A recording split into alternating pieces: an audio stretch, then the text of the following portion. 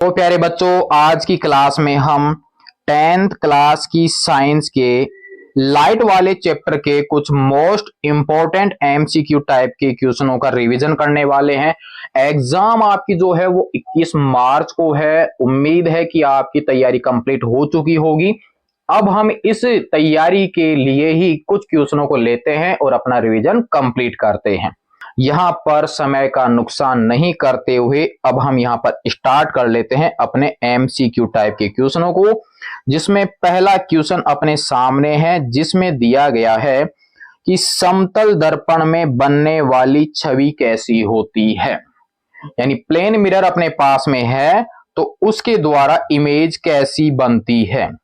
Option आपके सामने है, आभासी और उल्टी बनती है इमेज, वास्तविक और सीधी बनती है, आभासी और सीधी बनती है, वास्तविक और उल्टी बनती है।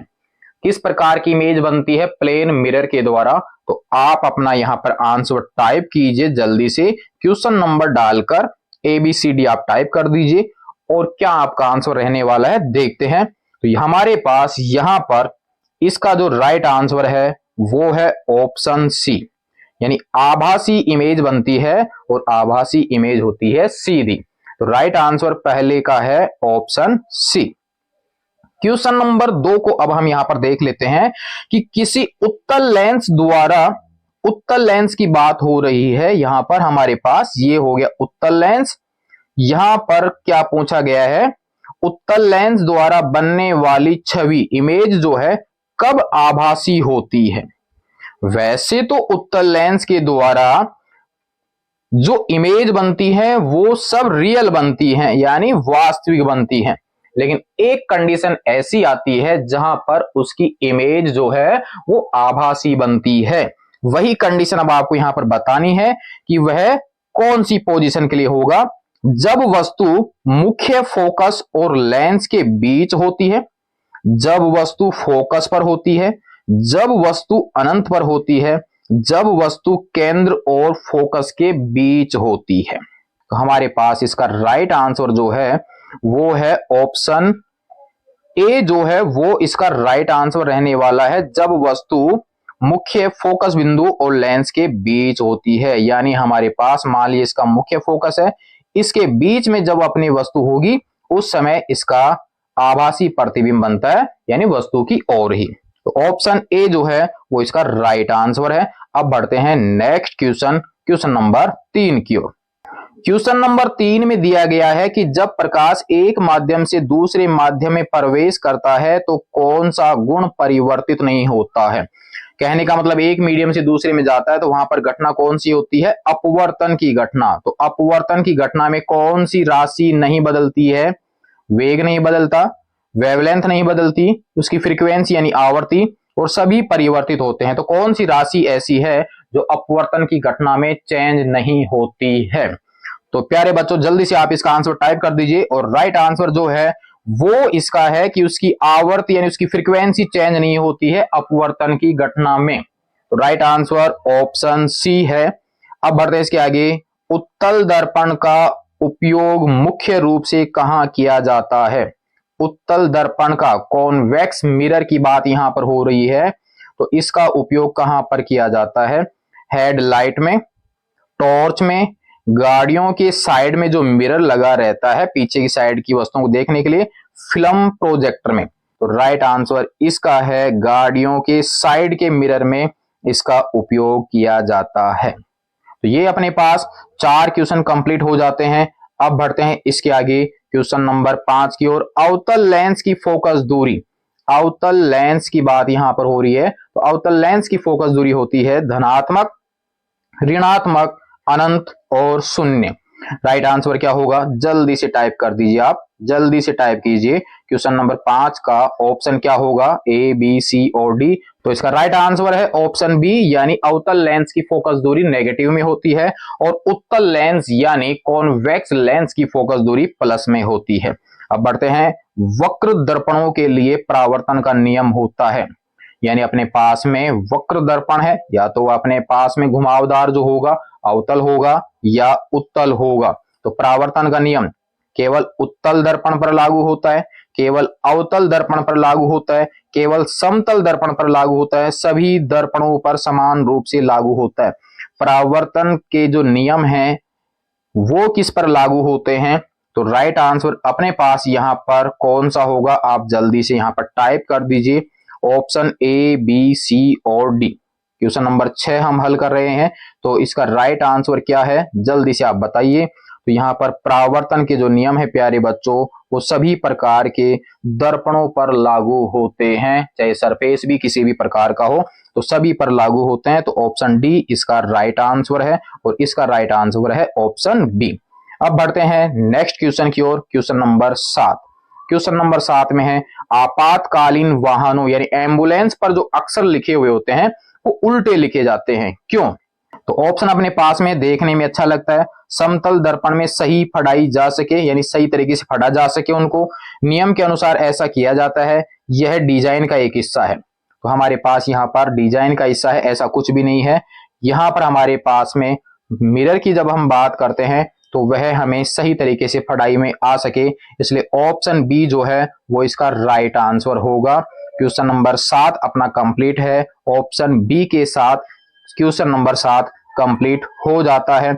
अब बढ़ते हैं इसके क्वेश्चन नंबर 8 की ओर। जब प्रकाश किसी माध्यम से दूसरे माध्यम में जाता है तो वह मुड़ता है, इसे क्या कहते हैं? अभी आपने यहाँ पर देखा भी था, एक क्वेश्चन आया भी था कि जब प्रकाश एक माध्यम से दूसरे माध्यम में जाता है तो वह अपने पथ से मुड़ जाता है, ये घटना क्या कहलाती है? परावर्तन, अपवर्तन, विवर्तन और प्रकीर्णन। तो प्यारे बच्चों हमारे पास यहाँ पर क्या इसका आंसर रहने वाला है, आप जल्दी से टाइप कीजिए।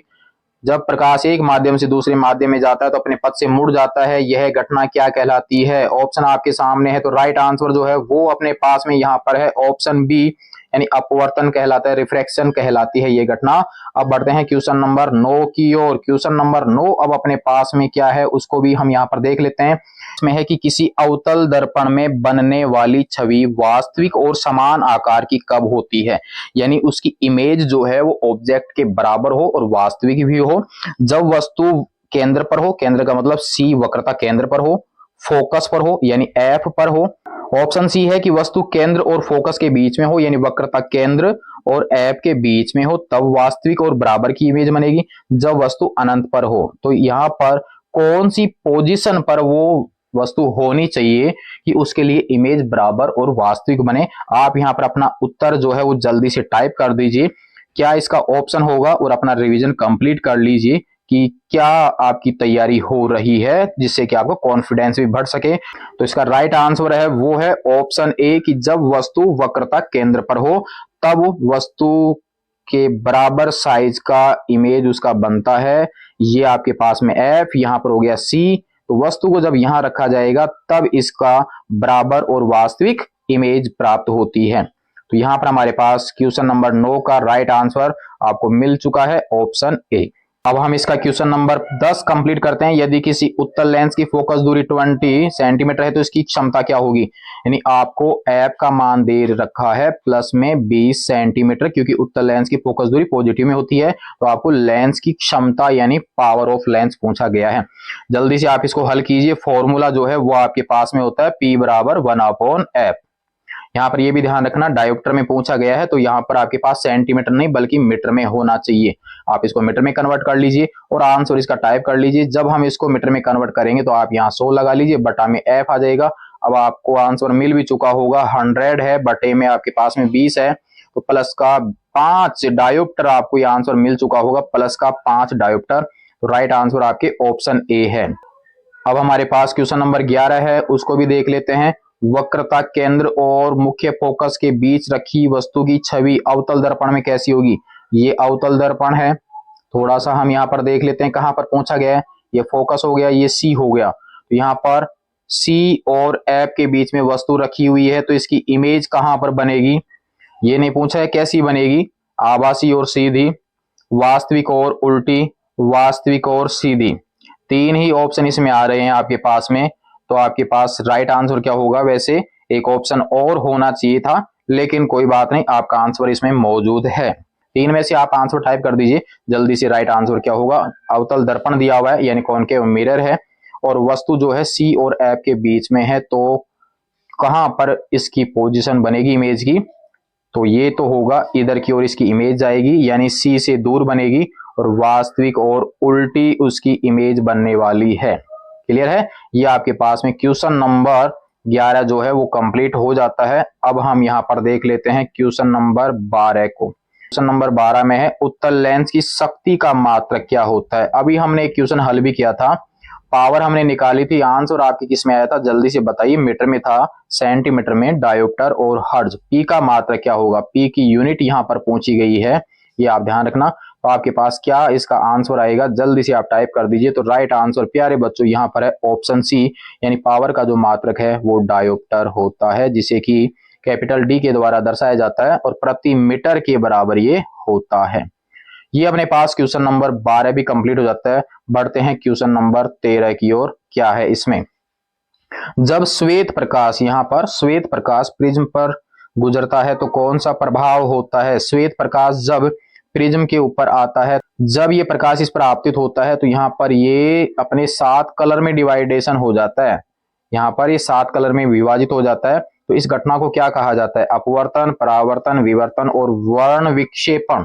कौन सी घटना होती है, जब आपके श्वेत प्रकाश प्रिज्म पर आपतित होता है और अपने अवयवी रंगों में विभक्त हो जाता है। 7 कलर होते हैं इसके, विबग्योर वाले से याद होगा आपको। तो यहाँ पर कौन सी घटना घटित होगी, उस घटना को क्या बोला जाता है। तो राइट आंसर जो है, उम्मीद है आपने टाइप कर दिया होगा, और राइट आंसर वो है अपने पास ऑप्शन डी, वर्ण विक्षेपण इस घटना को कहा जाता है। अब अपने पास में नेक्स्ट क्वेश्चन जो है उसको भी देख लेते हैं। इंद्रधनुष बनने का मुख्य कारण क्या है। रेनबो में जो 7 कलर दिखते हैं उसका रीजन क्या है, केवल अपवर्तन, केवल परावर्तन, अपवर्तन, परावर्तन और विवर्तन, अपवर्तन, परावर्तन और वर्ण विक्षेपण। क्वेश्चन नंबर 14 का राइट आंसर जो है वो है ऑप्शन डी, यानी अपवर्तन, परावर्तन और वर्ण विक्षेपण। यहाँ पर अपवर्तन, परावर्तन और वर्ण विक्षेपण ये तीनों घटनाएं घटित होती हैं। अब देख लेते हैं क्वेश्चन नंबर 15 को। क्वेश्चन नंबर 15 में हमारे पास में है कि प्रकाश की गति अधिकतम कहाँ होती है, यानी जो प्रकाश संचरित होता है उसकी सबसे ज्यादा स्पीड कहाँ होती है, जल में, वायु में, कांच में और निर्वात में। तो राइट आंसर क्या होगा, ये तो आपको पता ही होगा। राइट आंसर है इसका निर्वात में, और स्पीड होती है 3 × 10⁸ मीटर पर सेकेंड। ये निर्वात में प्रकाश की चाल होती है जो कि सबसे ज्यादा होती है। अब नेक्स्ट क्वेश्चन हमारे पास में है 16। चश्मे में प्रयुक्त अवतल लेंस, यानी चश्मे में जो अवतल लेंस लगा हुआ होता है वो किस समस्या को सुधारने के लिए उसका उपयोग होता है। कॉनकेव लेंस का जो उपयोग है, कॉनकेव लेंस का जो उपयोग है वो किस समस्या के सॉल्यूशन के लिए किया जाता है। हमारे पास में है यहाँ पर हाइपरमेट्रोपिया, ऑप्शन बी में हमारे पास में है मायोपिया, ऑप्शन सी जो है, जैसे इसमें हमारे पास हिंदी में भी लिखे रहते हैं तो आपके कोई जरूरी नहीं है कि हिंदी में ही वर्ड लिखे हुए हों, इंग्लिश वाले को यहाँ पर हिंदी में लिखकर भी पूछा जा सकता है। ठीक है, तो यहाँ पर अवतल लेंस की बात करते हैं तो उसके लिए ऑप्शन में हमारे पास में आता है निकट दृष्टि दोष, और दूर दृष्टि दोष की अगर हम बात करें, हाइपरमेट्रोपिया उसको बोलते हैं दूर दृष्टि दोष, मायोपिया बोलते हैं निकट दृष्टि दोष को। तो अवतल लेंस के द्वारा कौन सी समस्या का सॉल्यूशन होता है, निकट दृष्टि दोष का। तो राइट आंसर जो है वो अपने पास में है मायोपिया।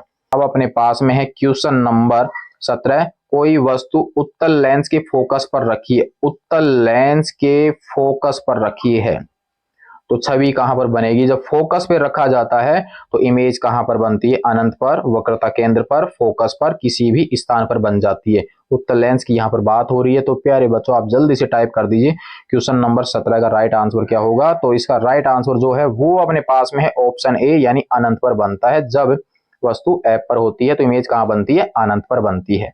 अब बढ़ते हैं इसके आगे क्वेश्चन नंबर 18। यदि आप किसी झील के तल पर पड़े किसी सिक्के को देखते हैं तो वास्तव में जहां है उससे गहरा दिखाई देगा, उथला दिखाई देगा, मतलब कुछ उठा हुआ दिखाई देगा, बड़ा दिखाई देगा या छोटा दिखाई देगा। घटना कौन सी हो रही है आपके पास, अपवर्तन की घटना हो रही है। तो राइट आंसर इसका ऑप्शन बी होगा कि वह थोड़ा उठा हुआ दिखाई देगा।